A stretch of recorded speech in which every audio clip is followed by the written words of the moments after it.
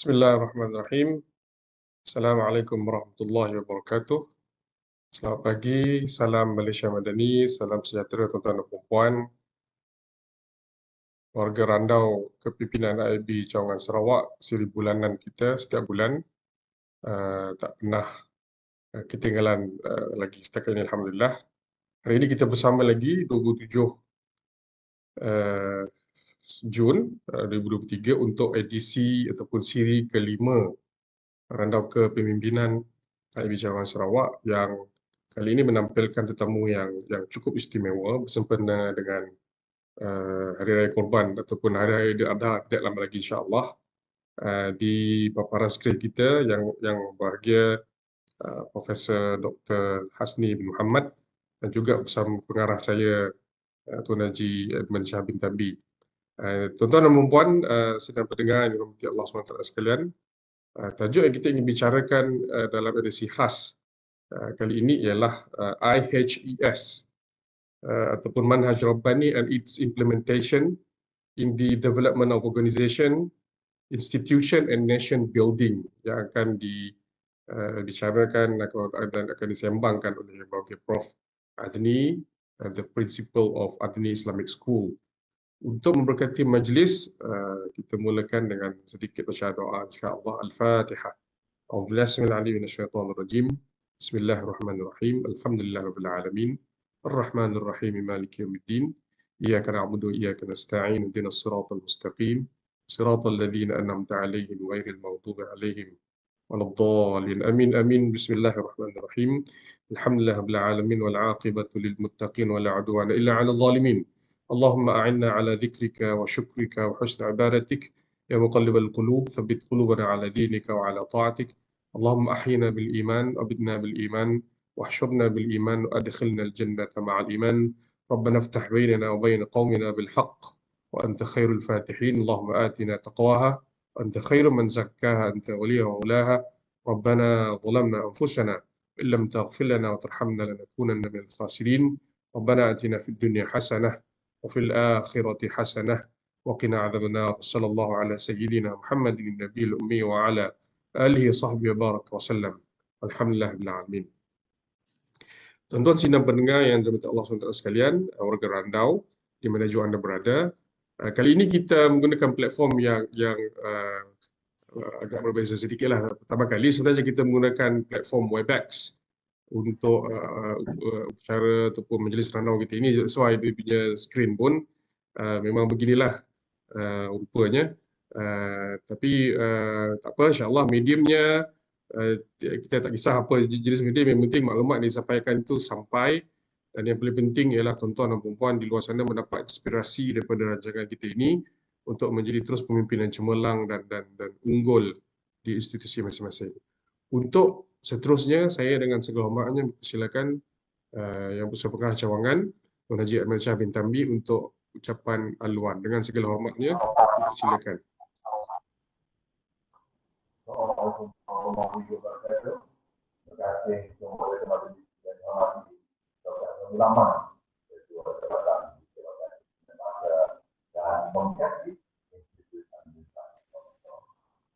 Berbahagia tamu istimewa Randau kita pada kesempatan kali yang berbahagia Dr. Hasni bin Muhammad, pengasas pada perusahaan dan politik Center for Integrated Education yang bersama Dr. Siti Nusila Haifia, Kepala Pengarah Institut Administrasi Cawangan Sarawak, Ketua Jabatan, Barisan Pensyarah, Pemimpin dan Pentadbir institusi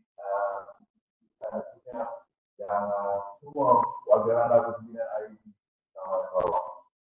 Alhamdulillah, webinar bulanan IB Cawangan Sarawak bersiaran secara langsung di saluran YouTube Institut Administrasi Cawangan Sarawak.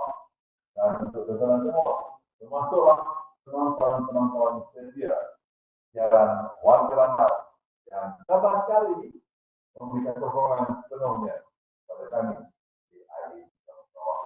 Alhamdulillah, siaran Randau bulanan ini dapat kita realisasikan melalui usaha Jabatan Kepimpinan Bahasa dan Komunikasi yang diketuai oleh Jabatannya, ya, Ustaz Dr. Yaswandi Gunawan dan produksinya yang dianggotai oleh Ketua Kanan Jabatan Kepimpinan Bahasa dan Komunikasi ini Jangan Sarawak, itu yang Ustaz Aziz Namawasan, ini dan Namawasan dan Puan dan Naudia Salam. Alhamdulillah ya, terima kasih diucapkan kepada semua pasukan komunikasi Randa Pimpinan AI Jangan Sarawak kerana membawa kepada kita ke program kita hari ini seorang lagi ahli akademik berasas dari Center for Integrated and Holistic Education dan juga yang merupakan antara ahli akademik yang terawal memperkenalkan konsep pendidikan ke dunia. Dan alhamdulillah, beliau sudi menerima kita sebagai Tuan dan tampil untuk menerangkan berhubung dengan fungsi Center for Integrated and Holistic Education selain berfungsi dan kita apakah dimaksudkan dengan integrated holistic dan yang pastinya dan berfungsikan dengan jelas oleh dalam mengucap pada pagi ini. Alhamdulillah, ya, pada hari Selasa ini juga hari-hari yang cukup istimewa untuk kita umat Islam yang akan meraihkan hari raya Aidil Adha 2 hari lagi. Kita bisa secara langsung mengetahui secara dalam fungsi dan hukum apa yang diperlukan dalam menjadi a well-rounded, holistic, and a well-balanced human being. Lalu proses semua yang akan dimusnahkan oleh Yang Berbahagia Profesor Dr. Hasmi Muhammad. Inilah peluang kita untuk mengetahui lebih lanjut berhubung perbezaan antara sistem konvensional dan juga sistem pendidikan berpadu dan holistik yang ingin difungsikan oleh anak-anak Sarawak. Untuk makluman semua, rantau Kepimpinan AI Sarawak merupakan platform Maya bagi warga pendidikan yang tersajikan secara santai, dialog secara santai, berkaitan dengan perkongsian, berkaitan dengan pengalaman dan kepakaran tokoh-tokoh dalam negara. Sebagai wacana untuk berinspirasi dan terus bermotivasi dalam memahami dan dalam ilmu dan budaya yang otentik sebagai asas dalam melakukan kalian dalam. Jadi insyaAllah juga tugas Islami kita memahami apa yang dikongsi oleh berbagai profesor dan diharapkan perkongsian hari ini akan menjadi sumber inspirasi kepada pemimpin dan yang memimpin organisasi masing-masing pada wadah untuk bekerjasama secara sistematik dalam memanfaatkan sumber untuk digunakan secara efisien, secara efektif untuk mencapai tujuan tersebut. Selanjutnya, terima kasih ucapkan kepada yang berbagai profesor atas perkongsian ilmu dan pengalaman bahagia nanti. Mudah-mudahan ilmu pengalaman yang dikongsikan akan menjadi panduan ya pada kita, khususnya para pemimpin dan pengurus dan sekolah PPPD, PPS dan bagian-bagian lainnya. Doakan agar ia mendapat nilai tambah ya kepada karakter positif pemimpin yang berupaya memberi kekuatan kepada mereka dalam menghasilkan prestasi kerja dan budaya yang berlangsung. Jadi kawan-kawan anda yang selamat Hari Raya Aidil Adha kepada semua warga dan sama-sama kita berusaha supaya mungkin untuk memertabatkan profesi keguruan, kecerdasan, falsafah pendidikan dan insya-Allah dan insya-Allah banyak ilmu dan banyak kemahiran yang kita boleh melalui bimbingan tetamu anda pada hari ini. Terima kasih sekali lagi ucapkan pada tamu anda atas yang dia menjadi tamu kita pada pagi ini dan kami berjaya kepada yang membuat dialog secara langsung pada pendengar, penonton, siaran, Anda jadi kan saya lupa dulu ya. Mata kadang salah melihat, mulut kadang salah berucap, hati kadang salah bekerja. Maafkan segala kesilapan, mohon maaf. Terkadang ya ini kawan-kawan maafkan tidak lagi. Bulan Zulhijjah, bulan mulia, disambut dengan hati kita.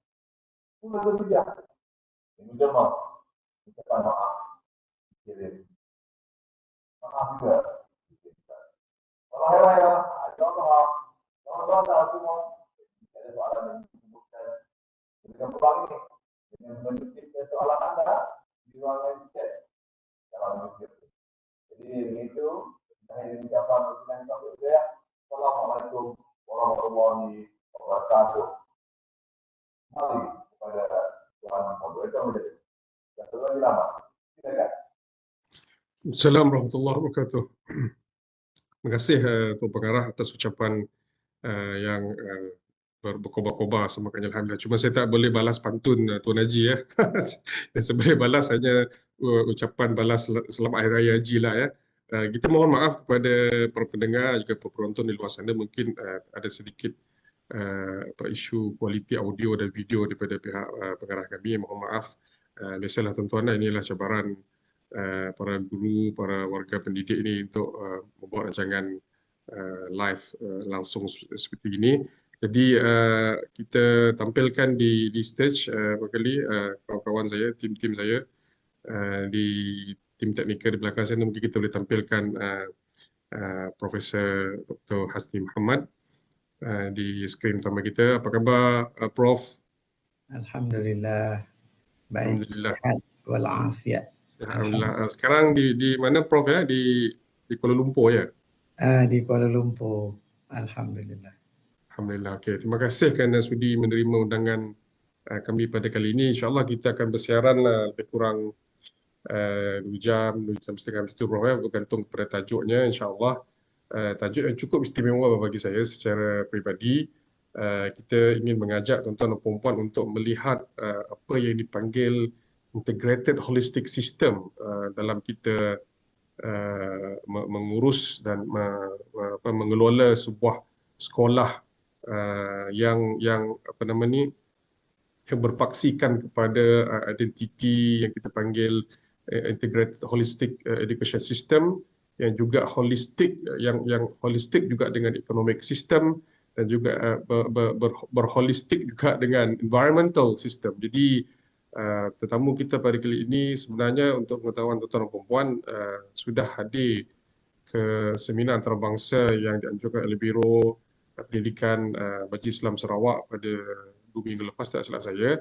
Jadi rasa macam tak puas Prof kita bersembang dan berkongsi idea kat situ. Jadi saya fikir ada satu gagasan yang sangat penting yang harus para pemimpin sekolah terutamanya dan juga pemimpin institusi pendidikan yang lain sama ada di peringkat PPD, JPN dan juga di peringkat KPM untuk melihat barangkali satu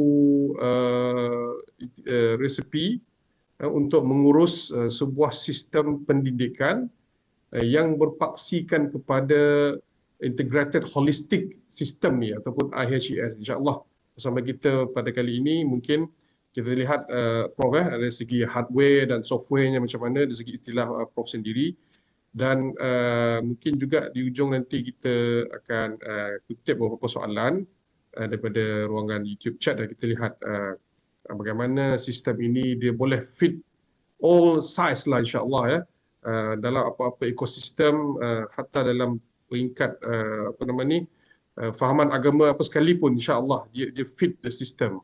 Jadi untuk pengenalannya mungkin saya ingin berbicara sedikitlah tentang Prof Hasni ini yang saya kenal sudah agak lama, sudah berdekat lamanya melalui sekolah Adni School International tu. Kalau Prof ada video nanti bolehlah promotekan sedikit tentang sekolah ini. Tapi sekolah yang bermula daripada satu cawangan sehingga ke beratus cawangan, kalau tak silap saya, kalau salah kan boleh betulkan Prof ya. Sudah beratus cawangannya di seluruh negara tuan-tuan dan puan-puan. dengan satu sistem pendidikan yang unik yang kita sebutkan tadi, dan inilah pengasas dia, arkitek kepada sistem integrated holistic ini ataupun integrated holistic system ini.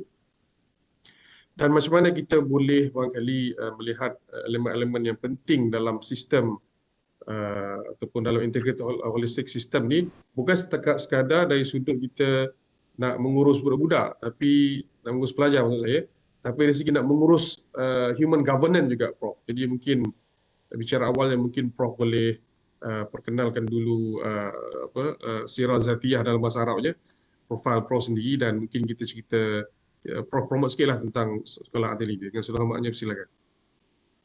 Ya, terima kasih sahabat saya Dr. Aswandi, moderator dalam program kita hari ini.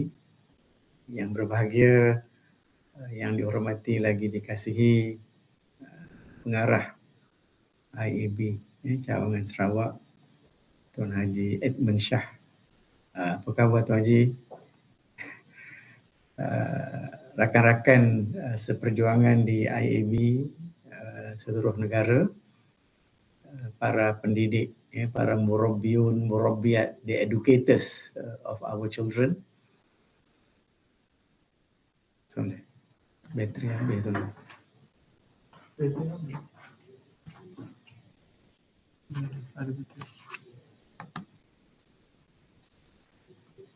Tiba-tiba hilang. Itulah dia cabaran dalam digital society. Ya, betul. Terima kasih saya ucapkan kepada Kerajaan Negeri Sarawak sempena menyambut 60 tahun kemerdekaan Negeri Sarawak bersama-sama dengan Malaysia di dalam seminar pendidikan Islam antarabangsa baru-baru ini. Dan kebetulan pada masa itu moderator pun Brother Aswandi, dan kebetulan dijemput pula saya dalam forum dialog hari ini. Ya. Sebenarnya bila kita bercakap tentang pendidikan ni, bagi saya lah pendidikan ni sebagai asas dalam kehidupan.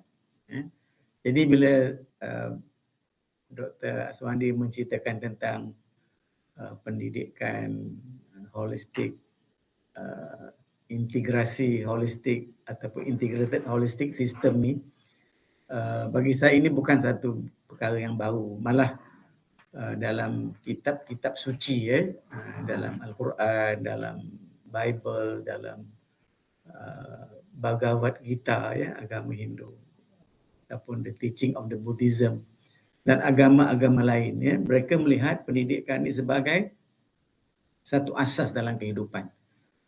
Begitulah juga sempena nak menyambut Idul Adha ni, Rasulullah SAW mengingatkan kepada kita bahawa bila seorang anak Adam itu meninggal, semua akan terputus kecuali 3 perkara. Pertama, ilmu yang bermanfaat, beneficial knowledge. Jadi itu yang saya kata pendidikan ini sebagai asas dalam kehidupan. Dan bila berceritakan tentang kehidupan dan pendidikan, sama ada pendidikan formal, informal dan non-formal. Maknanya dalam kelas, di luar kelas dan dalam kehidupan. Jadi itu yang saya mengatakan pendidikan itu harus bersifat bersepadu ataupun integrated dan holistic. Mana education start from cradle to grave, dari dalam buayan ke liang lahat. Jadi maknanya tidak ada satu unit pun dalam kehidupan kita yang tidak diatur oleh pendidikan, ataupun dalam bahasa Arabnya oleh tarbiyah. Jadi pendidikan itu sebagai asas. Yang keduanya ialah sedekatun jariah, ataupun kita kata kekuatan ekonomi. Macam mana kita nak sedekah jariah kalau kita tidak ada kekuatan ekonomi? Jadi alhamdulillah sistem ini saya telah wakafkan, ataupun dalam bahasa Inggeris dipanggil endowment. Sejarah endowment ni bermula daripada sistem pemerintahan Islam dan juga di Barat pun ada. Kalau Islam, maknanya Universiti Al-Azhar itu diasaskan di atas asas wakaf.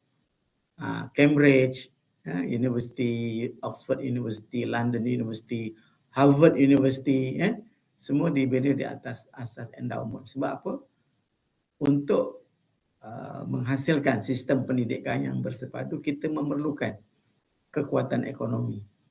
Supaya kekuatan ekonomi itu dapat difahami, dapat dibina, dapat disumbangkan oleh seluruh lapisan masyarakat, termasuklah kerajaan ataupun sistem pemerintahan dalam sesebuah negara itu. Jadi saya melihat selepas integrated holistic education system, kita perlu ada integrated holistic economic system. Itu sebagai alatnya, sebagai toolsnya. Kemudian yang ketiganya, kenapa? Bagaimana nak melaksanakan sistem pendidikan dan juga ekonomi yang saya kata tadi, ada productionnya, ada distributionnya, ada consumptionnya. Maknanya itu satu sistem yang tidak boleh dipisahkan dalam kehidupan masyarakat. Jadi di mana kita nak implementasikan pendidikan dan ekonomi itu, perlukan satu environment, sama ada di peringkat lokal, tempatan ataupun regional dan juga global. Jadi saya nak bawa beberapa pandangan, ya. Tapi sebelum itu, sekali lagi saya ingin mengucapkan banyak terima kasih. Jazakumullah khairan. Thank you very much. A very good morning. Salam bahagia, salam sejahtera, salam Malaysia Madani. Assalamualaikum warahmatullahi wabarakatuh. Jadi kemungkinan saya akan mulakan dengan beberapa slide kerana nak menggambarkan, mungkin nanti dalam pertengahan tu ada video sedikit, ya, untuk kita share. Silakan, Prof. Jadi insya-Allah saya boleh buka slide, insya-Allah. Bermula daripada sebelum PKP lah, sebab sistem ini saya telah buat kajian selama sekitar 35 tahun lah. 35 tahun. Dan dia merangkumi R&D, Research and Development, Research and Practice, dan juga Research Review. Jadi ini, jadi saya nak bawa apa yang kajian yang telah saya buat sebelum PKP, ya, sebelum PKP. Jadi diadakan International Conference of Education Research and Practice yang kelima, di Putrajaya. Ini sebelum PKP. Nanti saya cerita sebelum PKP, semasa PKP dan selepas PKP yang kita adakan sekarang. Educating the Digital Society, Integrating Humanistic and Scientific Values. Jadi pada masa itu saya diberi amanat untuk deliver keynote address. Jadi tajuk yang diminta kepada saya ialah IHES, Education Research and Practice, its implementation in developing a holistic human being. Seperti mana? Boleh nampak tak, Brother Aswandi? Boleh. Boleh, ya? Ya. Jadi IHES tadi disebut dalam bahasa Arab sebagai Manhaj Rabbani. Nanti yang saya katakan, sistem ini boleh diimplementasikan, diaplikasikan dalam semua bentuk kehidupan. Sama ada kehidupan beragama, tanpa mira agama, regardless of race, bangsa, religion and culture, ya, ataupun kita kata budaya sesuatu bangsa itu. Alhamdulillah sistem ini telah dipakai bukan saja dalam pendidikan formal, institusi pendidikan daripada nursery, prasekolah, sekolah rendah, sekolah menengah sampai universiti. Malah saya telah wakafkan kepada Kementerian Pendidikan, saya telah mewakafkan kepada UPSI, Universiti Pendidikan Sultan Idris, dan beberapa institusi pendidikan di dalam dan di luar negara. In developing a holistic human being, ini yang Tuan Haji Edmund nyatakan tadi, holistic human being in a digital society for life. Jadi cabaran dalam digital society ini, mungkin kita pernah dengar dengan IR 1.0, 2.0, 3.0, 4.0, dan coming 5.0 and so on. Jadi cabaran yang berlaku di zaman ini. Jadi ini sebahagian daripada research and practice, bukan research and development, sini research and practice yang telah saya kongsikan dalam persidangan pendidikan antarabangsa. Jadi ketika itu Kuala Lumpur jadi tuan rumah, dan selepas conference ini saya dijemput oleh peserta-peserta daripada seluruh dunia, daripada Indonesia, daripada India, daripada England, daripada Eropah, dan saya terus sharing banyak perkara, dan saya telah melakukan endowment di Indonesia, wakaf di India, di England sendiri, kepada institusi yang kita kata sistem pendidikan Islam, dan juga yang sistem pendidikan yang kita kata konvensional, dan sistem pendidikan yang bersifat antarabangsa. Jadi ini yang saya telah lakukan. Ini tahun 2009, ini sebelum PKP, insya-Allah. Ini di Indonesia, saya dijemput juga selepas itu. Ini yang paling besar lah, Nahdlatul Ulama Indonesia. Saya telah mewakafkan, dan mereka mempunyai ahli sekitar, kalau tak silap saya lah, 110 juta ahli, dan institusi pendidikan mereka daripada tadika sampailah ke peringkat universiti, saya fikir lebih daripada 20,000 institusi pendidikan. Ini kalau kita boleh lihat. Ini di India.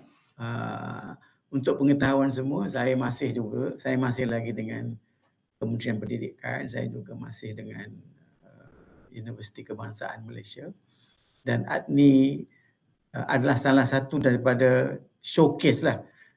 Sekolah-sekolah kami namanya berbeza-beza. Namanya ADNI, ada namanya Integrated School Shah Alam, Madani International School di Leicester, Darul Hikam International School di Indonesia, dan berbagai-bagai lagi nama. Tapi sistemnya sama.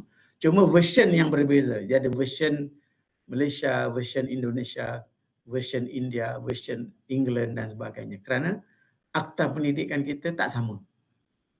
Jadi yang membezakan itu ialah akta pendidikan yang kita harus comply di mana-mana kita nak mendirikan sistem pendidikan. Jadi ini yang saya telah lakukan. Kemudian ini International Conference Education Summit pada ketika itu, ini berlaku di India.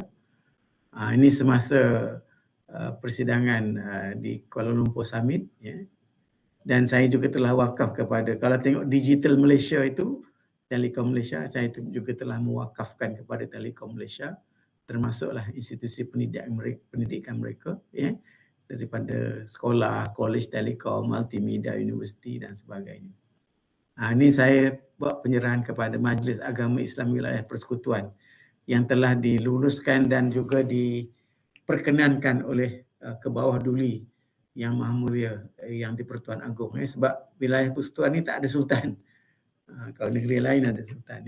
Jadi di sini saya menyerahkan wakaf, dan ini yang saya hanya tunjuk yang penting-penting lah. Ini yang baru-baru ini, International Seminar on Islamic Education di Kuching, di Raya Hotel Convention Center di Kuching, dan ini hari ini di IAB, insya-Allah saya akan kongsikan. Jadi tajuk perbincangan kita ialah IHAS Manhaj Rabbani and its implementation in the development of organisation, institution and nation building. Jadi kalau kita nak mengatakan IHAS dan pelaksanaannya dalam pembangunan organisasi, kalau kita nak kaitkan dengan IAB, kita boleh katakan Kementerian Pendidikan itu sebagai organisasi, institusi ialah Institut Amiruddin Baqi, dan nation building ialah kita nak membina negara bangsa Malaysia.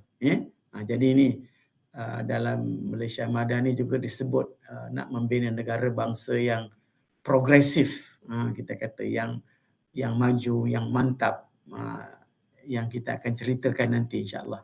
Semuanya ada dalam sistem ini. Jadi saya masih dengan UKM, saya juga membantu Kementerian Pendidikan untuk Cambridge Assessment International Examination, Institute of Cambridge, United Kingdom, dan juga saya berwakaf kepada dan content expert kepada UPSI lah, dan beberapa universiti di dalam dan juga di luar negara, insya-Allah. Okey. Jadi apa yang saya nak bincangkan dalam masa 1-2 jam ni berkisar 35 years of research and development, R&D, research and practice, and research review. Jadi memang saya tak boleh ceritakan semualah secara detail dalam masa 1-2 jam, dan kalau kita ada kesempatan di lain masa mungkin kita boleh buat sambungan daripada perbincangan kita hari ini, sama ada secara virtual, online, ataupun kita boleh buat secara face to face juga, insya-Allah. Kita akan cuba. Boleh insya-Allah. Okey. Jadi cuba bayangkan 35 years of research di dalam dan juga mana peringkat lokal, regional dan juga global. Jadi tim saya ada dalam negara dan juga di luar negara, insya-Allah. Okey. Jadi ini yang kita nak cuba share. Jadi dalam IHAS ni ataupun IHAS ni kita ada dua perkara, satu focus and target. Jadi saya bawa focus and target ni pada diri kita dulu. Mungkin kalau kita nak kaitkan dalam diri kita itu lebih mudah. Kalau kita kata fokus pembangunan insan itu, fokus kita apa? Membangunkan akal, hati, jiwa, roh, jasad. We have to focus in the development of our mind, the heart, the soul, the spirit and the physical body. But the target is the heart. Why the heart? Ini saya dah buat kajian juga, dalam hadis Nabi ada, dalam agama-agama lain juga ada. Di mana Rasulullah SAW sendiri mengatakan, within you there is a piece of flesh. If it is good, the entire body will be good. If it is bad, the entire body will be bad. And truly that is the heart. Dalam diri kamu ada seketul daging, kalau dia baik, baik seluruh amalan kamu. Kalau rosak, rosaklah seluruh amalan kamu. Segetul daging itu ialah hati. Jadi fokus kita ialah pembangunan akal, hati, jiwa, roh, jasad. Dan target kita ialah hati. Jadi kalau dalam sistem pendidikan di seluruh dunia, tak kira di Malaysia, di Amerika, di Eropah, di England, di Timur Tengah, kita selalu bercakap tentang teacher-centered, student-centered. Tapi dalam kajian saya, untuk mendapat penghayatan ilmu, untuk membentuk adab dan juga karakter ataupun akhlak, maknanya kita kena enhance daripada teacher-centered, student-centered kepada heart-centered and God-centered. Jadi maknanya daripada pendidikan berpusat kepada pelajar, kepada guru, dan kita terus kembangkan kepada pendidikan yang berpusat kepada hati dan berpusat kepada Tuhan. Ini kita balik kepada rukun negara. Jadi saya tidak invent satu benda yang baru. Yang mana yang pertama dalam rukun negara itu ialah kepercayaan kepada Tuhan. Agama mana, tak ada masalah. Who is God? God is the creator and the sustainer of the universe. Maknanya Tuhan yang menjadikan alam ini dan yang mengatur alam ini. Jadi ini yang kita nak bincangkan. So to actualize a continuous educational, economic and social transformation and reform, we need an integrated holistic system. Cuma dalam bracket-bracket tu saya gunakan istilah bahasa Arab kerana sumber saya itu ialah daripada Al-Quran dan Sunnah. Dan saya juga membuat comparative study dengan kitab-kitab suci agama-agama lain. Seperti mana yang saya katakan tadi, Bhagavad Gita, the teaching of the Buddhism, dan juga yang lain-lain. Christianity, the Bible. Jadi itu ada di sana beberapa titik pertemuan, dan bagi saya God itu semuanya percaya the creator and the sustainer of the universe. Jadi kita perlukan satu sistem yang integrated and holistic. Kita katakan IHAS itu ataupun manhaj Rabbani yang stabil, that is stable with efficacy. Jadi saya guna perkataan efficacy itu merangkumi effective, potent, impactful and efficient, and fulfill the following characteristic. Jadi ada 5 target yang kita nak capai dalam melaksanakan sesuatu perkara. Jadi saya yakin kalau dalam agama Islam, kepercayaan kepada Tuhan. Kenapa saya bawa beberapa istilah dalam bahasa Arab itu? Kerana sumber rujukan yang saya buat daripada Al-Quran dan Sunnah, dan juga kepada kitab-kitab suci yang lain. Dan saya mengambil satu common area. Kalau dalam istilah biasa, ya, kita gunakan yang pertama itu kita katakan complete and sustainable, lengkap dan juga lestari misalnya, ya. Jadi kalau dalam Al-Quran itu dinyatakan sebagai mardatillah, dan ayat-ayatnya terlalu banyak dalam Al-Quran, antaranya radhiyallahu anhum wa radu'an, Allah redha kepada kita dan kita redha Allah pada Allah Subhanahu wa taala. So the pleasure of, maknanya pleasure of God itu menjadi syarat utama. Jadi maknanya itu yang saya katakan tadi, daripada teacher centered, student centered kepada heart centered to God centered. Jadi kita nak melahirkan, nak menjadikan satu target yang besar dalam sistem kehidupan kita, yang saya kata tadi, pendidikan formal, informal dan non-formal. Kita mesti ada satu sistem yang komplit, maknanya sifat dia lengkap dan sustainable. Dan ayat lengkap ini di dalam Al-Quran banyak, antaranya ya ayyuhalladzina amanu dkhulu fis silmi kafah. Oh believers, maknanya wahai orang beriman, masuklah kamu ke dalam Islam itu sepenuhnya, lengkap. Karena dalam antara ayat-ayat yang lain juga dinyatakan al-yauma akmaltu lakum dinakum wa atmamtu alaikum ni'mati wa raditu lakumul Islam dinan. Maknanya diceritakan di sini Allah menyatakan bahawa Islam yang disampaikan itu lengkap. Apa yang dibawa oleh Rasulullah SAW itu lengkap dan sempurna. Oleh sebab itulah bila dah lengkap dan sempurna, baru kita boleh sustain. Bila we get the blessing, the pleasure of God, baru kita boleh sustain. Kerana at the end of the day, yang nak menjadikan sesuatu itu bukan IHAS, bukan sistem, maknanya the ultimate, maknanya that decide, that make thing happen is God, the creator and the sustainer of the universe. Jadi itu yang pertama. Yang keduanya ialah setelah kita dapat mencapai mardatillah ataupun complete and sustainable, barulah datang keberkatan, barakah, the blessing from God. Jadi inilah yang saya katakan, nak dapat the blessing from God ini, saya kaitkan dengan contemporary and continuing suitability. Because without the blessing from God, we cannot get the latest knowledge, the latest input, the latest skill and competency. Yang kita bercakap tentang apa? The 21st century. Lepas ni 22nd century, lepas tu 23rd century. Jadi contemporary bermakna, kalau dalam bahasa Arabnya dia kata fiqh mu'asirah. Maknanya sentiasa, kerana Islam itu sesuai di sepanjang zaman. Yang telah berlaku, yang sedang berlaku dan yang akan berlaku.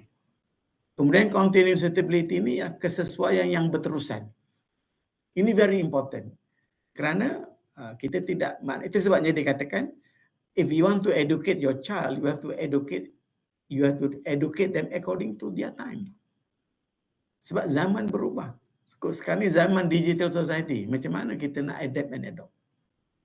Jadi lepas yang pertama complete and sustainable, mardatillah, the pleasure of God, barulah datangnya the blessing from God. Ini yang saya katakan God center. Ini balik kepada rukun negara saja. Kita bukan nak buat satu ciptaan baru, tidak. Believe in God. Kepercayaan kepada Tuhan. So after complete and sustainable, the second one contemporary and continuing suitability. Yang ketiga barulah datang kejayaan. Sukses. Jadi sukses in the real sense bukan sukses dari segi markahnya sahaja, dari segi dapat grade yang terbaik, tetapi akhlaknya, peribadinya, tingkah lakunya, adabnya, Jadi itu yang dikatakan sukses. Jadi kalau tengok di dalam Al-Quran dan juga dalam kitab-kitab suci yang lain, ada kaitan. Bila dah dapat pleasure of God, blessing from God, baru datang zalikal fawzul azim. Itu yang dikatakan di dalam Al-Quran tu. Maknanya radhiyallahu anhum wa radu'an wa adalahum jannatin tajri tahta al-anhar khalidina fiha abada. Kemudian ujungnya zalikal fawzul azim. Barulah dikatakan selepas dapat pleasure of God, blessing from God, barulah kita dapat sukses, kejayaan. Jadi untuk sukses itu, cirinya ialah comprehensive and balance. Kerana balance ini ialah the law of nature, ataupun setengah ahli sains mengatakan this is the cosmic law. Kerana apa? Kerana ini sifat yang telah diciptakan oleh Tuhan. Sesuatu yang tidak balance itu dia tidak akan berjaya. Misalnya nak makan, kena makan balance diet food. Nak membina personality, balance personality. Nak membina kehidupan, kita kata balance environment, balance life. Ya? Cumanya konsep balance tu ada. But what is the mechanism? Itu sebabnya sistem itu mestilah comprehensive and balance juga. Yang kita nak hasilkan. Ya? Jadi bila complete and sustainable dapat kita capai, contemporary, continuing suitability, barulah comprehensive and balance. Ya? Kemudian barulah lahir yang keempat, happiness, kebahagiaan. Ramai orang yang berjaya tapi dia tak bahagia. Mungkin rumahnya besar, keretanya besar, duitnya banyak, kaya, hartanya, tapi tak ada ketenangan. Peace and tranquility cannot be achieved. Ini yang saya katakan afiah, sa'adah, inayah, khasyah, happiness. Jadi untuk dapatkan kebahagiaan ini dalam hidup dia mesti bersifat integratif, bersepadu, dia tidak boleh dipisahkan. Pendidikan formal, informal, non-formal itu mestilah diintegrasikan. Dan akhirnya apa yang kita nak capai ialah harmony. So balance and harmony ini dua perkara yang tak boleh dipisahkan. 3 and 4 itu. Tetapi asasnya mestilah pleasure of God, blessing from God. Balik kepada rukun negara. Ya. Kemudian yang kelimanya ialah rahmatul lil alamin, universal. Which mean you have to be the point of reference. Kita yang dah berjaya dan bahagia ini mestilah juga menyumbang kepada insan-insan yang lain yang memerlukan kehidupan yang sama seperti mana yang telah kita capai sebelum ini. Ya? Itu yang dikatakan kita diutuskan. Ya, Rasulullah SAW itu diutuskan untuk membawa rahmah kepada sekalian alam. Wa ma arsalnaka illa rahmatan lil alamin. Ya? Muhammad was sent all mankind as the rahmah or the blessing to the entire universe, regardless of race, color and religion. Ya? Jadi itu yang kita katakan holistik, maknanya bersifat syumul ataupun menyeluruh, universal bersifat kesejagatan. Kita kata bersifat sejagat. Jadi ini sebagai mukadimah lah tuan moderator kalau kita tengok. Ini baru mukadimah bro kan? Ya, insyaAllah. Mukadimah insyaAllah. InsyaAllah. Kalau saya lebih suka kalau ada pertanyaan pada masa yang sama, insyaAllah. Jadi kalau tidak ada 5 tadi yang kita kata complete and sustainable, contemporary and continuing suitability, comprehensive and balance, integrative and harmony, holistic and universal, otherwise only transactional happen. Maknanya ada sekolah, ada organisasi, ada universiti, ada negeri, ada negara, tapi tidak bersifat transformational. Tajdid itu perubahan, dan reformational, continuous improvement. Ada sekolah, we become the norms, not the exceptional. We cannot be the human model, the philosophical model and the operational model. Institusi pendidikan kita ada, tapi kita tidak menjadi contoh dan suri tauladan kepada orang lain. Ya, sebab kita sama dengan mereka. Jadi kalau kita nak jadi model, contoh, suri tauladan, kita mesti menjadi point of reference, pusat rujukan. Jadi ini sebagai mukadimah. Jadi kalau kita nak faham sikit tentang sistem, saya terangkan sedikitlah secara mudah. It is a scheme of classification, satu skema pengklasifikasian, an arrangement of network, satu susun atur networking, kita kata jalur-jalur hubungan di antara satu interaction dengan interaction yang lain, or an assembly of parts that form a whole. Ibaratnya macam jigsaw puzzle tu, kalau kita pisah-pisahkan, kemudian kita susun balik. Kalau kita dapat susun balik, maknanya cara kita melakukan penyusunan secara simple itu menjadikan satu yang lengkap, maknanya bukan sahaja holistik tapi holistik. Jadi ini yang kita katakan secara mudahnya lah, kalau kita nak redefining education and system ini secara detail mungkin lebih panjang daripada ini ya. Jadi IHAS ini ada 3 seperti mana yang saya katakan tadi, integrated holistic education system. Education as the foundation, it can be formal, informal and non-formal. Integrated holistic economic system, economy as the tool, production, distribution and consumption. And environmental system tadi sebagai platformnya. Environment as the platform, local, it can be the local platform, regional and also the global platform. Yeah? Daripada sinilah nanti kita dapat, kalau dapat integrasikan ketiga-tiga ini juga, inilah yang kita katakan IHAS terdiri daripada hardware, software dengan hardware. Heart tu jantung, kita kata hatilah. Ada 3 bahagian. Ya. Jadi ini kalau hardware-nya ada bangunannya, macam mana cara susun aturnya, macam mana komponennya. Ya. Ini. Jadi kalau kita tengok dalam sistem IHAS ni, dia from cradle to grave. Ada nursery, ada play school, preschool, primary school, secondary school sampai tertiary level education. Ya. Jadi ini yang kita nak nampakkan. Ya. Jadi ini antara komponen-komponennya kalau hardware. Jadi ini. Yang ini sekolah yang dah sedia ada, Prof, dari segi sketch ni. Memang. Ini sekolah-sekolah dia ikut keluasan tanah itu. Jadi ini kalau sekolah tu sekitar 3 hingga 5 ekar, ini dia punya design. Dan ada sekolah-sekolah kita di dalam dan di luar negara.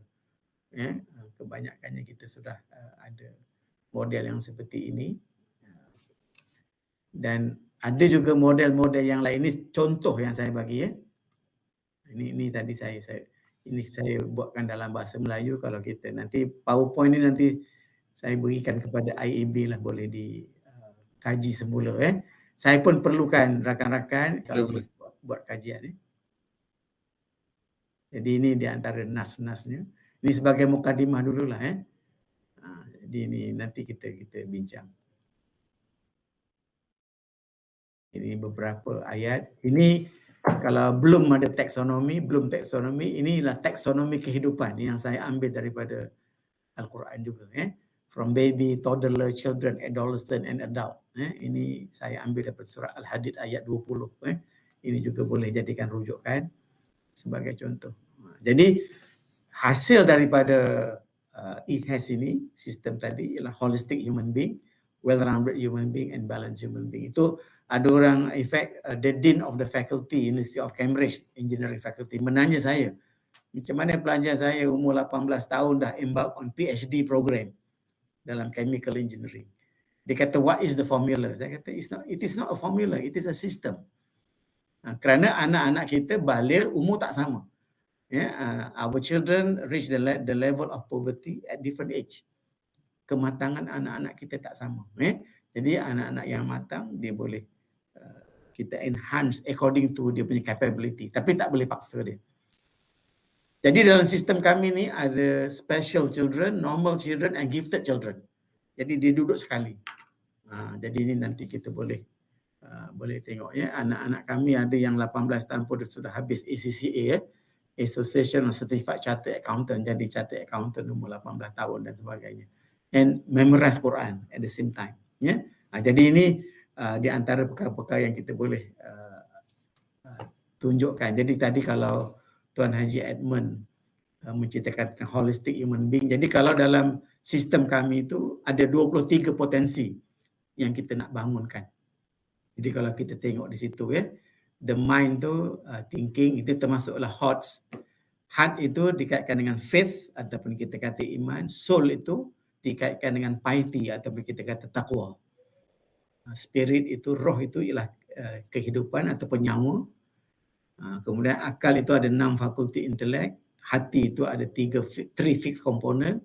Nafs itu ada 7 level of desires and spirit itu ada satu karakteristik dan jasad itu ada satu. Jadi kalau kita kira semua tu ada 23 potensi. Jadi sebenarnya kami mengambil jari jasmani, emosi, rohani, intelek yang ada pada Kementerian Pendidikan, tapi kami kembangkan menjadi 23 supaya dia lebih detail.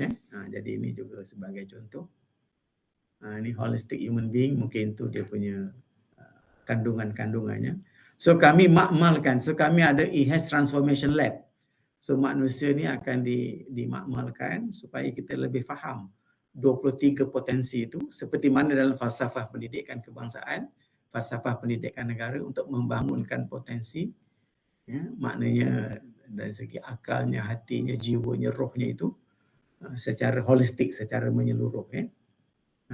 Ini well-rounded human being yang saya kata ada 15 personality. Secara umum saya bagi gambaran dulu.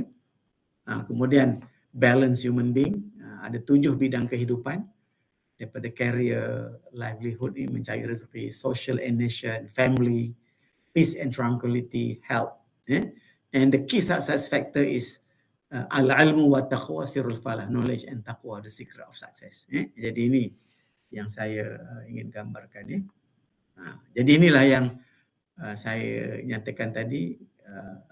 Our target is the heart, daripada teacher centered, student centered. Kalau dalam IHAS itu kepada heart centered and God centered. Jadi bila Tuhan itu di dalam hati, maka ada daya tarikan. Perkara-perkara yang baik akan datang, nilai-nilai yang baik akan datang. Malah orang-orang yang baik juga akan datang kepada kita, idea-idea yang baik. Kemudian ada signal, ada tanda-tandanya.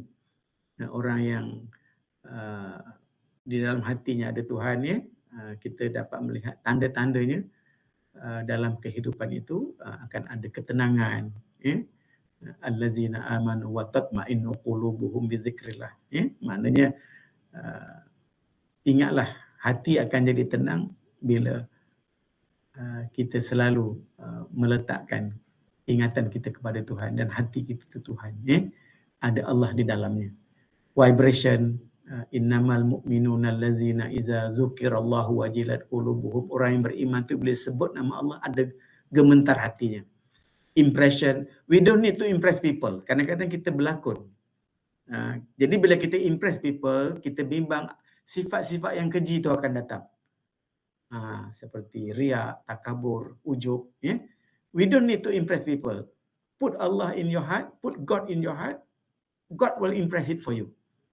Kita tak perlu nak melakukan sifat-sifat itu. Then God consciousness. Maknanya kita nak melihat bahawa anta'budallah ka'annaka tarah fa illam takun tarah fa innahu yarak. God consciousness. Nak kita sentiasa merasakan Tuhan sentiasa memerhatikan kita. Kita bersendirian, kita dalam bilik peti besi, Tuhan sentiasa melihat kita. Jadi ini tanda-tanda orang yang ikhlas itu ialah bila dia boleh membersihkan akal, menyucikan hati, memurnikan jiwa. Jadi daripada mula hingga akhir untuk Tuhan. Tidak kira agama apapun. Put God in your heart. Ini yang saya kata. 5 tingkatan hati itu. Ada mata hati, hati nurani, hati sanubari, rahsia hati dan cinta dan kekasih hati. Jadi macam mana jadikan Allah itu sebagai cinta, kekasih hati kita, melebihi segala-galanya. Jadi ini saya letakkan contoh sebagai orang Islam, kerana ini juga ada kaitannya kepercayaan kepada Tuhan dan Islam sebagai agama persekutuan. Ini sebagai contoh, dan tidak ada paksaan dalam agama. La ikraha fiddin. Tidak ada paksaan dalam agama. Setiap manusia boleh memilih agama ataupun cari hidup mereka sendiri. Ini yang kita perlu jelas, insya-Allah. Okey. Jadi ini redefining education, nanti kita bincang kemudian. Jadi saya nampak mungkin setakat ini dulu, Brother Aswandi. Kalau ada boleh kita bincang. Ya, saya tertarik dengan apa nama itu yang itu tadi Prof. Selalu kita lihat, kita sebut visi dan misi. Tapi tadi yang menariknya visi di situ ialah yang mungkin faham saya kalau salah lah kan. So, maksudnya misi itu ialah fokus seperti dalam kerangka IHS ni kan, yang berpaksikan kepada akal. Tetapi dia punya target tu pula ataupun misi tu pula dia melihat kepada hati. Jadi dalam kita mengendali institusi pendidikan ni, Prof, sebenarnya kadang-kadang sudah terlalu banyak, mungkin kalau kita nak cakap muak pun tak muak lah, kita ditepukan dengan menggali teori-teori barat lah, saya katakan teori yang nampaknya memang popular dan menggali berkesan dalam sesetengah keadaan, tetapi dia tidak menyentuh target yang melihat kepada hati itu, Prof, melihat kepada hati. Jadi kadang-kadang kita bekerja seolah sebagai mesin, bukannya nak dalam kefahaman kita nak memanusiakan manusia itu. Jadi solusi yang saya lihat dalam IHS ni, dalam bacaan saya, dia fokus dia lah kepada hardware itu. Selain daripada dua yang kita faham tu lah kan, software dan hardware, tapi ada lagi hardware itu yang kita nak bentuk dan kaji. Sehingga saya dipahamkan dengan sistem, dengan 5 target ini, dalam apa-apa institusi pun, anasir-anasir yang kita istilahkan sebagai toksik dalam organisasi kita, dia boleh eliminate, Doktor. Mungkin boleh terangkan sedikit macam mana itu? Okey. Berdasarkan pengalaman Doktor Profesor lah mengamalkan mengendalikan banyak sekolah adni ini. Silakan. Okey, seperti mana yang saya katakan tadi, sistem ini boleh digunakan bukan saja untuk pendidikan formal, maknanya daripada nursery sampai universiti lah. Informal dalam human resource kita boleh gunakan juga, maknanya dalam pembangunan sumber manusia. Kemudian yang ketiganya, dia juga boleh digunakan dalam kehidupan. Maknanya kalau orang tak pergi sekolah, tak pergi universiti pun dia boleh gunakan. Cuma dia punya mekanisme itu, kalau kita tengok the mind tu, dia ada the cleansing of the mind. Ini proses membersihkan akal ini. Kenapa? Dalam pemikiran kita, kalau kita balik kepada rukun negara, kepercayaan kepada Tuhan ni, maknanya cara berfikir kita juga ialah berfikir tentang, maknanya tentang kebesaran Tuhan, kebesaran Allah. Manusia ni hanya makhluk yang dijadikan. Tapi kita sekarang ni memikirkan kebesaran manusia. Kebesaran Tuhan tu sampai kita lupa. Jadi itulah yang kita kata, cleansing of the mind ni, kita nak berfikir daripada aras rendah kepada aras tinggi.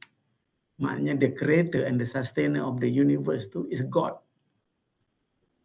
Maknanya bukan ciptaan-ciptaan manusia ni. Ciptaan-ciptaan manusia ini adalah perkara benda baru yang kita perlu gunakan dan manfaatkan. Jadi itu yang kita kena jelas, ya, the cleansing of the mind tu. Jadi berfikir tentang kebesaran Tuhan, maknanya apa itu berfikir, apa yang anda fikirkan, bagaimana berfikir, alat berfikir, aplikasi berfikir, prinsip berfikir, itu semua kalau kita ambil perkara yang basic, mudah orang nak faham secara simple. Kemudian yang keduanya ialah purifying the heart. Maknanya mensucikan hati. Nak mensucikan hati ni, kalau dalam istilah biasanya ialah kita, maknanya kalau dalam hadis, dalam Quran, dalam kitab-kitab agama lain juga ada dikaitkan dengan purifying the heart ni. Kalau kita orang Islam, maknanya Quran boleh menggilap hati. Sebab hati ni macam cermin. Kalau kita tak gilap, dia kelabu je. Berzikir, bertasbih, bertahmid, selawat. Itu sebab digalakkan kita. Bercakap itu zikir, diam itu berfikir tentang kebesaran Tuhan. Jadi kalau dalam sistem pendidikan kita boleh create that kind of awareness. Ini yang saya nanti akan sebut the pedagogy of the heart. Because the heart of education is the education of the heart. Itu yang Nabi kata, Within you there is a piece of flesh. If it is good, the entire body will be good. If it is bad, the entire body will be bad. And truly that is the heart. Jadi dalam hati itulah letaknya iman. Jadi antara amalan-amalannya yang kita boleh buat tadi ialah kita berzikir, bertasbih, bertahmid. Ya. Jadi ini Al-Quran boleh menggilap hati. Ya. Jadi ini adalah perkara-perkara yang basic. Cuma kalau dalam kurikulum, di dalam proses, dalam pendekatan, itu nanti kita boleh gambarkan dalam bentuk yang paling simple kepada tahap maturity seseorang itu, sehinggalah dia boleh mencapai ke arah kesempurnaan. Mungkin kita tak boleh mencapai kesempurnaan, tapi ke arah itu. Jadi purifying the heart ni satu proses yang tak sama dengan cleansing the mind. Mungkin cleansing the mind ni kalau kita tengok, dia boleh membezakan di antara betul dengan salah. Sebab akal kita betul salah. Ataupun kita kata benar atau palsu. Tapi purifying hati ni, dia bukan saja boleh membezakan betul atau salah, dia boleh membezakan di antara halal atau haram. Hati ni. Ya? Kemudian kita pergi kepada jiwa, sebab dalam hati itu ada iman. Jadi akal dengan hati itu sebenarnya ada communication. The pedagogy of the mind, the pedagogy of the heart. Jadi kalau kita nak buat RPP lah ataupun RPH lah, maknanya makna kita sebagai pendidik, contohnya mungkin dalam penulisan kita itu, aku mendidik anak didikku cara-cara menyelesaikan masalah dalam matematik dengan perasaan cinta dan kasih sayang, dengan ikhlas, dan kasih sayang. Jadi itu kemungkinan kalau kita nak tulis. Tapi kalau orang tu sebagai pendidik, dia dah nampak dah. The pedagogy of the heart ni mainkan peranan penting. Keikhlasan, kasih sayang. You can be firm, but you have to be kind. Dalam proses mendidik itu sendiri, akal dengan hati itu sudah ada komunikasi di situ. Kemudian pergi di level yang berikutnya, sanctifying the soul. Sanctifying ini ialah memurnikan jiwa. Dia lagi halus. Maknanya sanctifying the soul ini, dia bukan saja boleh membezakan betul atau salah, halal atau haram. Dia boleh kenal syubhah, benda yang sama-sama ni, yang terletak di antara halal dengan haram. Sebab di situ tempat letaknya takwa. Sebab takwa ni iman yang sudah stabil. Kemudian the spirit tu is the roh lah. Nyawa tu, itu yang kita katakan, kita kata semangat perjuangan itu. Ini ada hari raya Aidil Adha ini, kita nak menghidupkan roh perjuangan itu, pengorbanan itu. Jadi oleh sebab itulah nyawa itu tak dapat kita dilihat.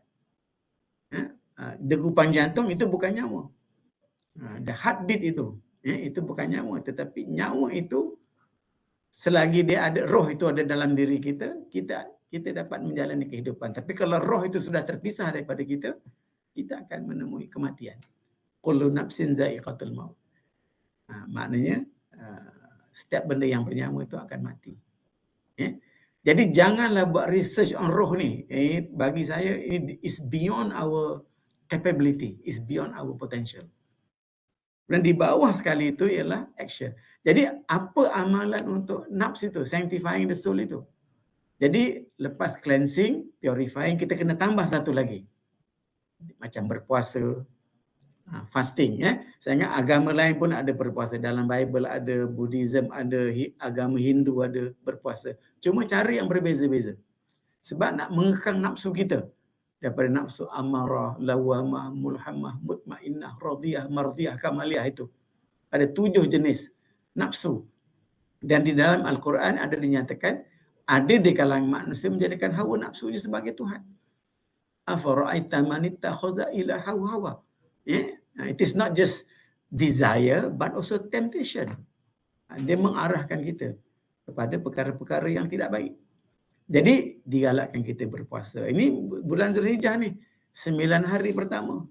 bulan Zulhijjah digalakkan, disunahkan kita berpuasa. Kemudian apa lagi?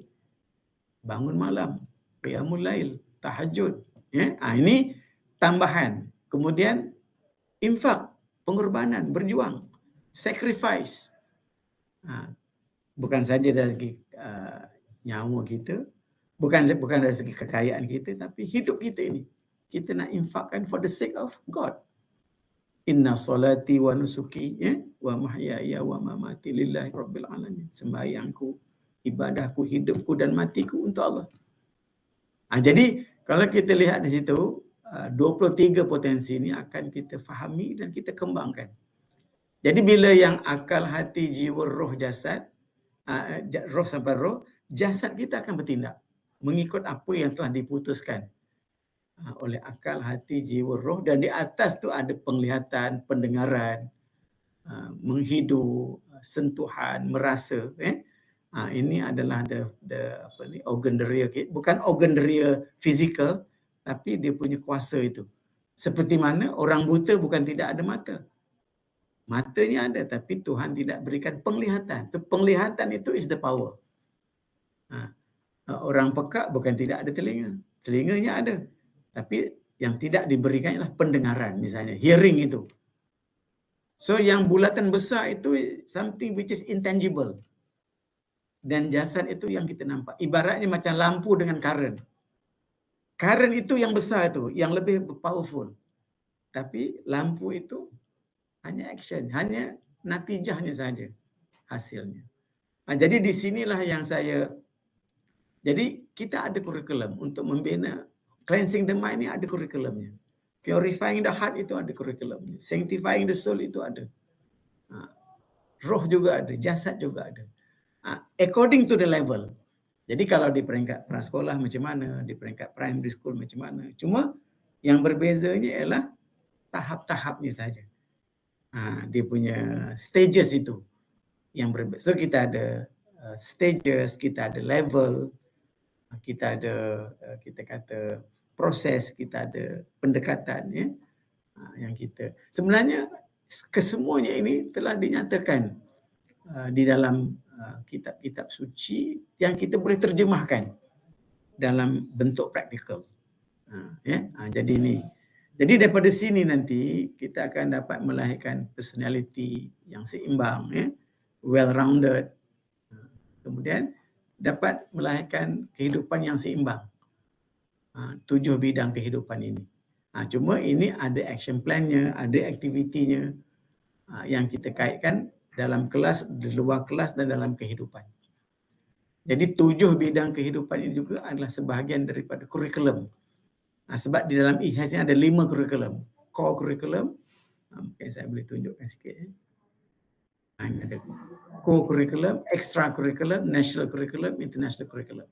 Kalau core kurikulum itu kurikulum teras. Dia lebih dikaitkan dengan pembentukan peribadi yang kita kata tadilah.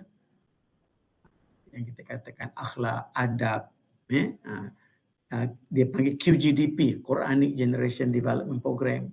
Co-curriculum itu swimming, archery, horse riding, cadet, karate, taekwondo.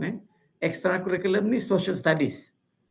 Kita ada satu subjek namanya social studies, di mana kajian tentang kehidupan kemasyarakatan dalam negara, luar negara, supaya kita dapat melihat bahawa the global community itu sebahagian daripada amanah dan tanggungjawab kita. Make myself good, help others become good, and make the physical world good, clean, beautiful, pleasing to God. Sebagai contoh. Itu one of the pledges lah yang kita buat. Setiap kali assembly kita sebut, I'm the vicegerent of God. It is my responsibility to make myself good, help others become good, and make the physical world good, clean, beautiful, pleasing to God. InsyaAllah. National curriculum, ini kurikulum kebangsaan yang kita tidak boleh pisahkan. Kerana anak-anak nanti akan mengambil ujian kebangsaan, di peringkat kebangsaan. Kalau dulu ada UPSR, ada PT3, sekarang pentaksiran berasakan sekolah. Kami juga ada pentaksiran berasakan sekolah. Kalau di peringkat kementerian ada UPSR, kami ambil UPSR dan ambil satu lagi namanya JSLA, Junior School Living Assessment. Kalau peringkat PT3, kami ada Junior High School Assessment. Jadi itu assessment internal yang kita buat, tapi di peringkat sekolah-sekolah IHAS di seluruh dunia mengambil ujian ini sebagai pentaksiran berasakan sekolah. Kemudian international curriculum ini boleh pilihan. Maknanya kalau dalam sistem kebangsaan kita, mungkin anak-anak yang nak belajar ni knowledge base. Belajar matematik berasaskan kepada ilmu. Kemudian bila berasaskan kepada ilmu, ujian mana dia nak ambil boleh. Maknanya kalau di peringkat Cambridge katakan dia boleh ambil Mei Jun. Kalau dulu SPM ambil di bulan November. Sekarang ni ada sedikit perubahan, kita adjust lah. Jadi yang berbeza tadi, matematik itu di peringkat kebangsaan dan peringkat internasional, cuma format exam saja berbeza.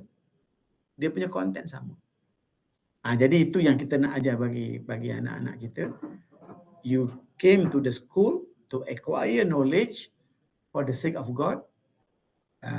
Dan kita kata to acquire knowledge, beneficial knowledge that make yourself to be good character and good akhlak. Itu yang kita nak masukkan. Jadi kalau kita tengok pengintegrasian itu, kita nampak yang pertama itu ialah kurikulum teras, kedua itu ialah co-curriculum, ketiga itu ialah extra curriculum, empat itu national curriculum, dan kelima itu international curriculum. Jadi ini yang saya boleh kaitkanlah dengan apa yang Brother Aswandi tanya tadi. Dalam membangunkan 23 potensi itu, kita integrasikan ke 5 kurikulum tadi. Jadi maknanya kita tidak pisahkan di antara satu sama lain. Kalau itu boleh sebagai jawapan kita kata awal lah, Brother Dr. Aswandi ya. Boleh. Itulah Prof. Ialah dalam 2-3 dekad ni memang kalau kita tengok studi yang berkaitan dengan neuro psychological research ni, dia memang fokus dia ni memang dominan ke arah brain, ke arah kognitif tu kan. Tapi seperti kita faham dengan macam-macam revolusi yang berlaku dalam dunia kita ni berkaitan dengan industri dan sebagainya, sekarang pun dah beralih kepada istilah VUCA dan sebagainya. Kemudian datang lagi apa yang kita panggil artificial intelligence ni dah mula semakin popular dan semakin biasalah benda-benda baru ni dia akan ada ruang untuk merisau dan merisaukan warga pendidik lah terutamanya kan dalam konteks kita lah. Tapi itulah kita dalam holistic integrated ni solusi yang diberi itu ialah lebih kepada yang berbentuk hati tadi tu kan, Prof kan, yang target tu yang macam mana mungkin saya fikir sebagai satu security ataupun checking system yang kita kena lihat. Kalau dalam konteks Islam tu maksudnya dalam 5 target tu, yang pertama dia cari mardatillah kan, cari apa sahaja yang dibuat di peringkat sekolah dan sampailah ke kementerian tu. Perkara asas dia cari itu ialah cari redha Allah sebagai contoh kan. Kemudian yang kedua tu target tu tadi ialah untuk cari Prof, saadah kan, untuk cari kebahagiaan. Maksudnya apa sahaja yang dibuat tu akan membawa kepada kebahagiaan. Sebab tu sama-sama redha meredai, mencari kebahagiaan dan menuju kepada al-falah kan, menuju kepada kemenangan kali dalam konteks organisasi lah. Tapi somewhat benda-benda macam itulah kadang-kadang kita rasa kita ada missing dalam organisasi kita. Mungkin di peringkat penjawat awam, kegilaan kepada pangkat, darjat, nama dan sebagainya itu menjadi kiblat barangkali ya. Jadi dia dah jauh daripada sincerity tu, jauh daripada keikhlasan tu. jauh daripada penyucian hati tu tadi, Prof. Itulah, jadi maksudnya mungkin Prof boleh kongsikan lagi di peringkat kerjaan-kerjaan, sebab sistem IHAS ni, as you said lah, dalam seminar pun baik, dia proven, dia terbukti. Jadi mungkin Prof boleh kongsikan barangkali di antara kerjaan-kerjaan anak-anak murid yang Prof didik sendiri, okey, dan di peringkat antarabangsa, bagaimana sistem ni sebenarnya telah berjaya. Yalah, macam tadilah yang Prof daripada Oxford tadi, Oxford ke Cambridge tadi, dia pun bingung macam mana budak umur 18 ni lahir daripada sekolah awak ni boleh buat PhD, contoh katalah. Jadi mungkin Prof boleh kongsi sedikit cerita budak-budak ataupun pelajar keluaran Adni Schools ni yang kita kata boleh bangga lah sampai mereka. Silakan, Prof. Okey. Saya melihat sebelum saya tu paparkan anak some showcase lah di sekolah-sekolah IHAS ni di Malaysia dan di mana-mana lah di luar negara. Kalau kita tengok dia punya mekanisme tu, jadi kalau kita tengok macam mana kita nak hasilkan, kalau dalam konvensional ni daripada dululah is more examination based learning, ya. Tapi alhamdulillah along the way kita dah ada pentaksiran berdasarkan sekolah semua kan. Slowly lah kita nak develop. Tapi bukan saya pun dengan kementerian, saya dengan universiti, saya supervise student yang buat masters, buat PhD dalam bidang saya lah. Jadi dalam kajian kami, kita lebih fokus kepada outcome based learning. Ada 5 outcome yang kita nak hasilkan. Pertamanya ialah immersion of knowledge. Penghayatan ilmu tu, itu yang kita nampak tadi. Kalau setakat teaching and learning, pengajaran, pembelajaran saja itu nampaknya macam tak cukup. Maknanya itu yang kita nampak untuk menyampaikan maklumat, itu mungkin boleh. Tapi untuk menghayati itu sampai ke daripada akal, hati, jiwa, roh tu, dia perlu ada additional. Itu yang saya katakan tadi.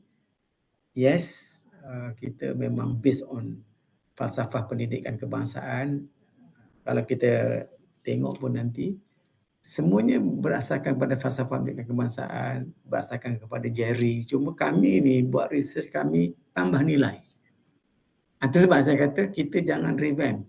Sistem yang dah ada di kementerian ni memang dah baik dah. Cuma macam mana tambah nilai supaya enhance lah ya. Enhance immersion of knowledge. Saya bercakap dengan guru-guru di IPG, bercakap guru-guru pensyarah di universiti, ya. Sebab nak transform guru menjadi pendidik itu cabaran kita. Sebab tulang belakang institusi pendidikan, tak kira sekolah ke universiti, ialah pendidik. Itu sebab saya bercakap dengan guru-guru saya. Ramai orang boleh jadi guru, tapi tak semua guru boleh jadi pendidik. Jadi keberkatan ilmu tu is from the heart to the heart. Itu yang saya nak kata, al-kalamu idza kharaja minal lisan dakhala al-azan wa idza kharaja minal jinan dakhala al-jinan. Kalau kita menyampaikan satu ilmu tu hanya daripada mulut kita, dia masuk telinga kanan, keluar telinga kiri. Tapi kalau kita menyampaikan ilmu tu ikhlas daripada hati, dia akan sampai ke hati. Di situ baru ada immersion of knowledge. Penghayatan ilmu itu. From the heart to the... Ini yang saya nak cerita, the pedagogy of the heart tu. Pedagogi hati tu macam mana. Nanti mungkin kita boleh share lah. Kemudian, daripada immersion of knowledge tu, bukan saja knowledge for the sake of knowledge. Knowledge for the sake of developing adab, maknanya character and akhlak. Jadi barulah dapat yang keduanya B tu, character building. Jadi dia belajar subjek apa pun ada nilai-nilai yang boleh membentuk peribadi. Matematik ke, kimia ke, biologi ke, fizik ke, sejarah ke. Macam mana seorang pendidik itu dapat menggarapkan to transform and reform yang saya kata tadilah. Perubahan dan juga continuous improvement. Jadi itu yang saya kata tadi. Mestilah ilmu tu, guru yang mengajar tu mesti nak dapat keredaan Allah, dapat keberkatan. Keberkatan ilmu ni saya nampak semakin lama semakin berkurang dalam kehidupan kita. Yang ada banyak untuk exam. Jadi bila A dan B boleh berlaku, yang ketiga tu skill and competency enhancement tu dia akan come naturally. Maknanya dia akan maknanya kemahiran, kompetensi. Kemahiran ni bukan saja membaca, mengira, menulis tapi berfikir, menyelesaikan masalah, membuat keputusan, mengurus kehidupan. Kompetensi ni di competence tak peranan dia sebagai seorang anak kepada kedua ibu bapa, murid kepada guru dia. Kalau nak pergi jauh lagi sebagai khalifah di bumi. Jadi dalam kajian kami fokus ABC dulu. Jadi bila ABC tu dah dapat dihayati, anak-anak kami tu nampak academic achievement tu datang sendiri. Dia belajar bukan untuk exam. So they enjoy coming to the school not for exam. Bagi exam bila-bila dia ready. Jadi itu yang saya nak nampakkan. Kemudian yang yang E itu ialah application in life. Macam mana dia dapat mengaplikasikan dalam kehidupan. Ini bukan sahaja pada anak didik, tapi kepada guru-guru juga. Kepada ibu bapa. Kami ada program untuk ibu bapa, kepada pihak pengurusan, pihak pentadbiran. Dalam EDMS, Education Management System, pengurusan pendidikan dan sebagainya. Macam mana nak mengaplikasikan apa yang ada dalam yang dia belajar di sekolah dia ataupun yang dia belajar dalam institusi pendidikan dia, misalnya di Institut Amiruddin Baqi, dia boleh bawa dalam kehidupan. Jadi ini yang saya boleh. Jadi daripada sini kami come up with the process tu. Kalau teaching and learning itu more on subject matter, itu kalau dalam bahasa Arab dipanggil ta'lim. Jadi saya terjemahkan teaching and learning itu pun bagi saya tidak menepati dengan ta'lim. Kalau coaching and learning itu ta'dib. Adabani Rabbi fa'ahsana ta'dibi.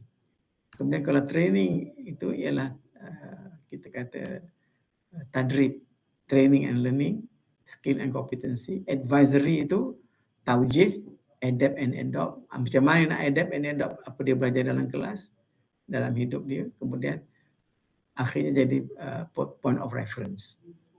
Jadi maknanya proses itu mesti ada ta'lim, ta'dib, tadrib, taujih, irsyad. Jadi teaching and learning, coaching and learning, training and learning, advisory and learning, consultancy and learning. Jadi ini kita nak nampakkan. Kemudian prosesnya ialah reception of knowledge, discovery of knowledge, immersion of knowledge. Jadi apa yang kami buat? Kami buatkan metrik. Buatkan metrik. Jadi proses versus approach. Jadi ada aktiviti lah. Formal, informal and non-formal. Jadi ini nanti kita, jadi kita boleh masukkan apps dalam apa ni, dalam lesson plan. Jadi ini kami jadi contoh dia punya lesson plan jadi tu Prof. Ya. Macam mana sesuatu aktiviti. Jadi saya cadangkan bila saya bagi kursus pada kementerian, pada sekolah-sekolah kerajaan negeri Jadi saya kata lesson plan yang dah ada itu kekalkan, tapi yang ini tambah nilai. Jadi mungkin kita terlupa, maybe kita fokus teaching and learning. Coaching and learning tu kita tengok, kita di mana kita dah buat, di mana kita belum buat. Jadi kita sebagai tambah nilai. Training and learning, advisory and learning. Jadi baru ada instructional, investigational dengan immersion of knowledge tu. Jadi maknanya untuk satu topik, kalau kita tengok, kita boleh ada 15 aktiviti. 5 proses, 3 pendekatan. Jadi ini yang kita boleh buat. Jadi para pendidik ni sebenarnya dia bukan ada kerja lebih pun. Dia cuma fill in the blank aja. Dia masukkan dalam kotak-kotak tu, nanti dia compare lesson plan yang dia dah ada, RPH yang dia ada ataupun RPP yang dia dah ada tu. Kita tengok mana yang dah buat, nanti dia tick lah. Jadi immersion of knowledge berlaku tak di situ? Berapa persen dia berlaku? Character building berlaku tak? Skill and competency enhancement berlaku tak? Academic achievement ada perubahan tak? Ujian yang lepas dengan ujian sekarang. Kemudian aplikasi dalam hidup, nanti kita akan ada assessment di kalangan anak-anak, kemudian di kalangan rakan sebaya dan juga di kalangan mak bapak. Mak bapak juga kami ada apa ni kita kata IBG lah. sheet yang mak bapak kena isi bila balik rumah. Kemudian dia jumpa dengan guru kelas dia. So kita ada banyak report card lah. Tambahannya pun dia bukan yang utama tapi sebagai accessories. Yang tambah nilai. Add-on lah. Tambah nilai add-on kepada lesson plan yang dah ada. Jadi saya cadangkan para pendidik yang dah ada sekarang ni, lesson plan dah ada tu dah baik dah. Kita jadikan ini sebagai lampiran, annexes. Tambah nilai ya. Okay. Jadi sini nanti 7 fundamental ni pun saya akan tunjukkan nanti. Dalam EHAS ni ada 7. Dia ada guiding principle, ada framework, ada education model, ada governance, urus takbir, ada komponen, ada total quality education management system dan ada implementation model. Jadi kalau tadi ini institusi pendidikan itu sekolah ke, college ke, universiti ke, institut ke, nanti dia akan ada version untuk institusi masing-masing. Jadi dia tak sama. Kalau saya wakaf pada OPSI nanti, it has version OPSI. Kalau saya wakaf pada IAB, mana saya itu version IAB. Dia is a tailor-made yang Brother Aswandi kata tadi, bergantung pada mission, vision, filosofi and objektif institusi pendidikan itu. Jadi mungkin saya just tunjukkan je dulu sedikit sebelum nak ceritakan pasal anak-anak tu. Jadi ini saya buat perbandingan lah yang kata Brother Aswandi tadi katakan. Cuma beza dia learning theory yang ada. Kalau dalam neuroscience tu, dalam kajian kami, kalau kognitif saja dia ada 5 mazhab, ada 5 school of thought. Split brain, yang left brain, right brain tu, triune brain, whole picture brain, self-growing brain, multiple intelligence. Dulu Kementerian pernah embark on multiple intelligence, saya masih ingat lagi. Lateral thinking, Edward de Bono, saya pun pernah ikut kursus dulu. Jadi kami buat kajian, kalau learning theory ini, source-nya daripada manusia. Maknanya yang kita kata tadilah, kognitif, psikologi, orang macam Piaget, macam Bloom taxonomy, behavioral psychology, Ivan Pavlov, Skinner, humanistic psychology ini, kalau kita kata apa ni, Maslow, assessmentnya, mekanismnya, targetnya, Tapi kalau integrated holistic tadi kita, yes, fizik, chemistry, biology, tapi kita heart centered dengan God centered. Maknanya kita nak balik kepada yang Maha Pencipta tu. Itu beza dia. Itu beza dia. So educator tu jadi murabbi, student tu jadi anak didik. Prosesnya ialah tarbiyah, approach-nya immersion of knowledge, pedagoginya love and care, target is the heart, outcome-nya ialah kita kata tadi lah holistic human being. Kita guna insan Rabbani, benda yang sama, assessment and evaluation dia. Kemudian foundation is the system of belief dan sebagainya. Jadi dalam kajian kami, kalau kita hanya fokus kepada learning theory, kita akan menghasilkan 73 ideologi. Mungkin dia Islam, dia Kristian, dia Buddhis, dia Hindus. Mungkin dia kata dia Islam tapi pemikiran dia kapitalis, sosialis, ataupun materialis dan lain-lain. Di dalam kajian kami ada 72 jenis ism yang boleh dihasilkan. Tapi kalau yang manhaj Rabbani IHAS itu kita nampak ada konsistensi. Tak kira dia agama Islam ke, agama Buddha ke, Hindu ke, kita nampak dia lebih menyerlah dari segi pembentukan peribadi itu. Ibaratnya beginilah Brother Aswandi, ibaratnya ikan, kalau ikan tu hidup, letak dalam air masin, dia tak pernah rasa masin. Kita belikan di pasar tak pernah rasa masin. Betul. Sebab iman ni hidup. Tapi kalau ikan tu mati, letak dalam air masin jadi ikan masin. The environment change. Anak-anak itu, ataupun peribadi manusia itu. Jadi ini dia punya philosophy of education daripada nursery sampai alumni. Nanti kita boleh. Sampai alumni. Alumni pun ada dia punya filosofi. Alumni kami lah. Daripada nursery, preschool, primary school, secondary school, tertiary level sampailah kepada alumni. Ini model education dia. Ini contoh-contoh je saya bagi. Ini governance dia. Ini semua ada write up lah. Kemudian nak buat assessment pun dia ada examination band, ada character band dan ada achievement bandnya. Ya, maknanya implementation model ya. Ini these are the tools lah yang kita. Jadi dari segi in general lah, maknanya sistem ini boleh dipakai dalam pendidikan formal, informal dan non-formal. Progress does not depend on age but based on potential. Sebab anak kita balik umur tak sama. So provide continuous development program from nursery to tertiary level education. Focuses on orchestrating learning with efficacy and can be applied in all type of education center, multi-religious, multiracial and multicultural. Jadi ini mungkin saya boleh contoh lah ni. Macam satu kelas ni anak-anak kita umur tak sama. Sebab bila kita buat assessment, entry point dia, ini pun kita dah bincang dengan kementerian, bincang dengan lembaga perpisahan kalau budak-budak ni macam mana. Malah lembaga perpisahan datang ke sekolah kami buat research dan banyak finding lah yang diperolehi ya. Misalnya Zakwan ni lahir tahun 89, dia masuk dalam sistem kita umur 4 tahun. Jadi umur 14 tahun dia tak boleh ambil SPM. Sebab lembaga perpisahan kata mesti 17.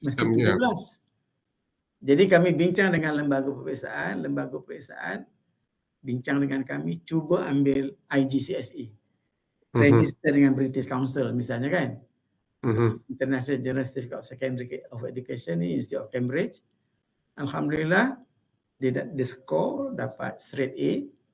Kemudian dia masuk Nottingham University bidang kejuruteraan kimia dan dia convert degree dia tu jadi masters, dia habis umur 18, dia dapat offer buat PhD di University of Cambridge umur 18 plus.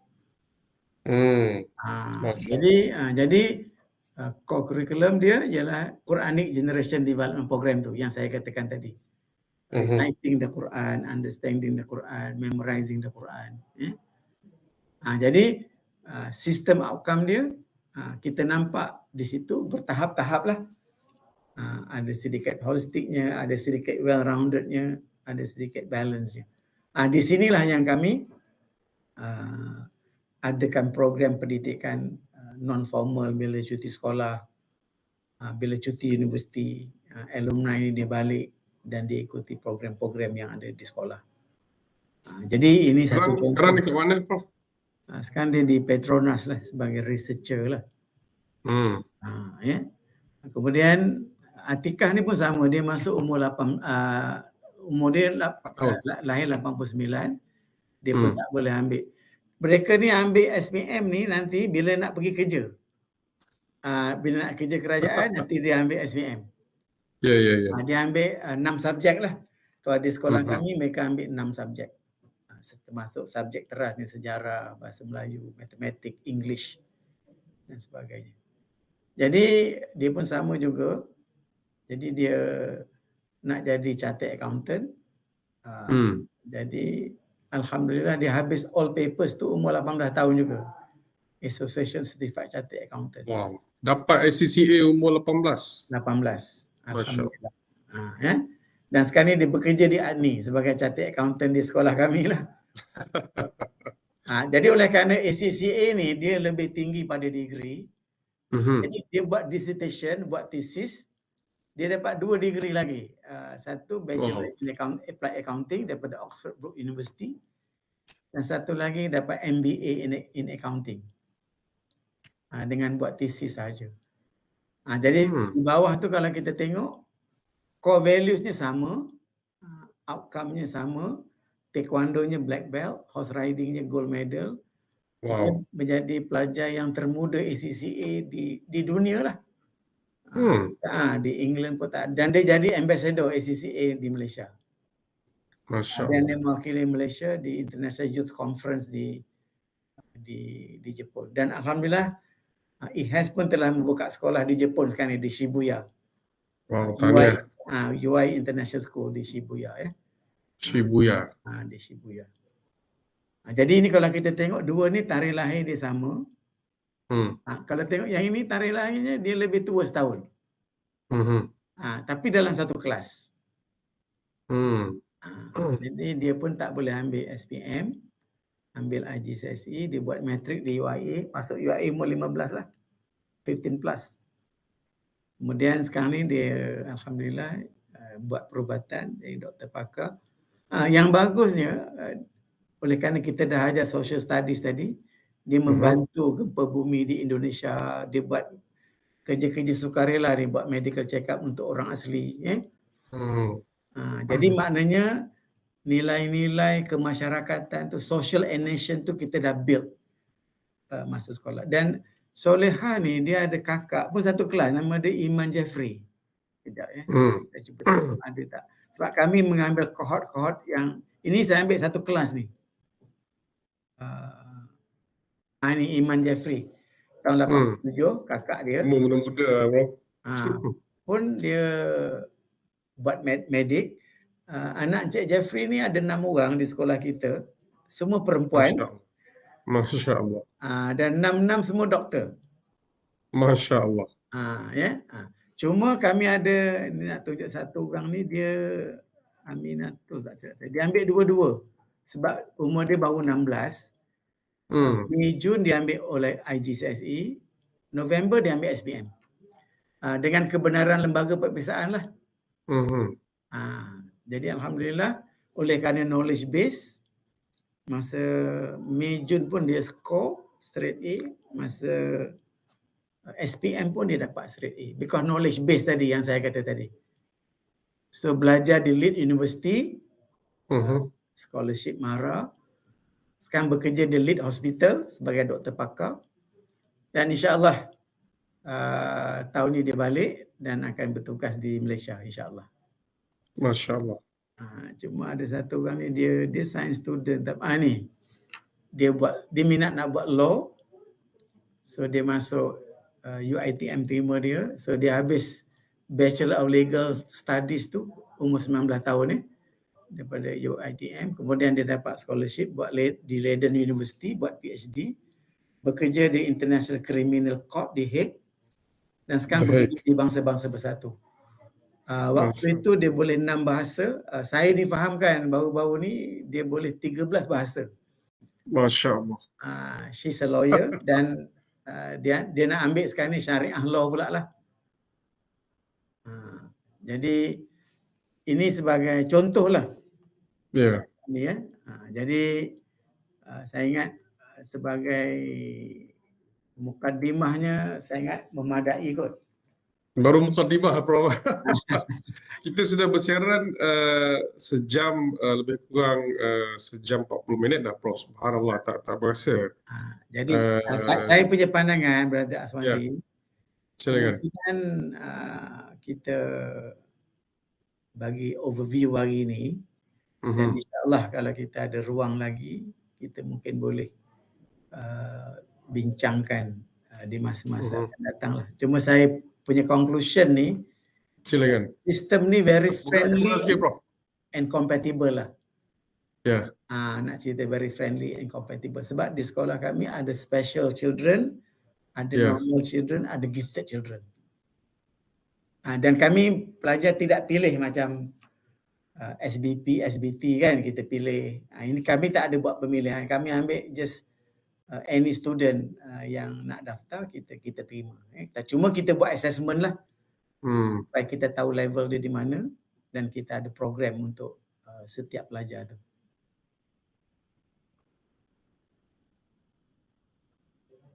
Jadi itulah sedikit sebanyaklah mukaddimah.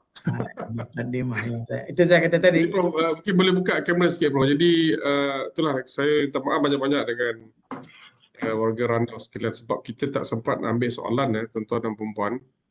Walaupun di ruangan chat tu sebenarnya tuan-tuan boleh tanya soalan kat situ, tapi tadi kita tak sempat nak kongsikan, cuma ada link kehadiran untuk yang mengisi SPLKM semua itulah yang memerlukan mata-mata kredit untuk kursus dan webinar online sebagainya. Walaupun itulah saya suka dengan istilah Prof tadi, maksudnya ni semua ni yang kita cerita panjang lebar ni baru mukadimah sebenarnya, subhanallah. Tapi dalam usaha untuk menghasilkan satu alternatif lah dalam sistem pendidikan.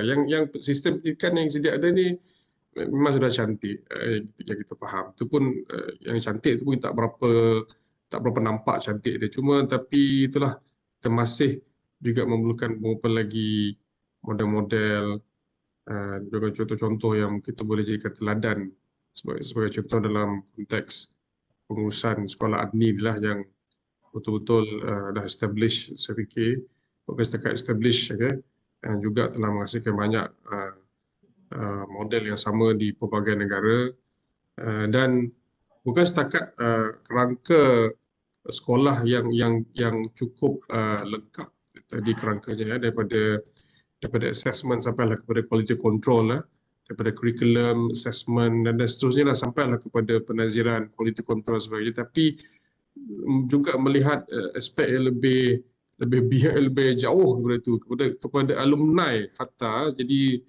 itulah apa-apa yang kita rasa dapat memberi inspirasi, kita harap dapat memberi inspirasi kepada tuan-tuan perempuan yang mendengar pada pagi ini.